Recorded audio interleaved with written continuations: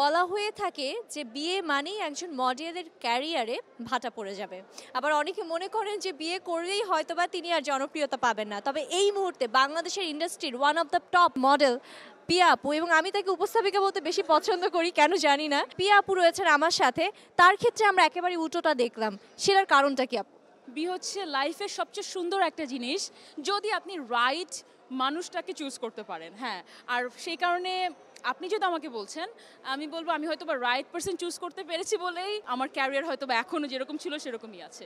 এবং সব থেকে বড় কথা হচ্ছে the way you are maintaining yourself, the way you are maintaining your career, that is super. এবং এটার কথা কিন্তু আমরা সবাই বলি। আরেকটার কথা জিজ্ঞেস করতে মন চাচ্ছে খুব বেশি, যে প্রতিনিয়তই কিন্তু আপনাকে সাজতে হয়, প্রতিদিনই আপনি সাজেন, কখনো বউ সাজেন, কখনো একদমই নর্মাল লুকে সাজেন।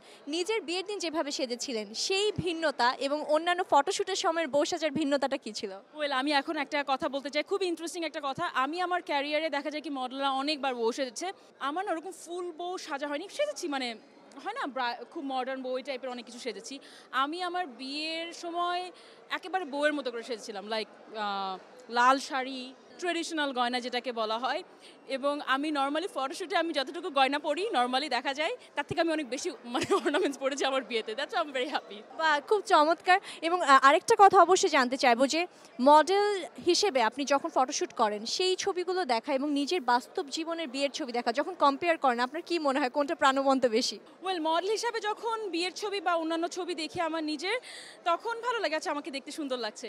বাট নিজের বিয়ের ছবি দেখা মানে একটা ইমোশন কাজ করে। Thank you so much Piya আপু আমাদেরকে সময় দেওয়ার জন্য। Thanks to you, thanks to Nagorik TV, and thanks to Prothom Alo নকশা।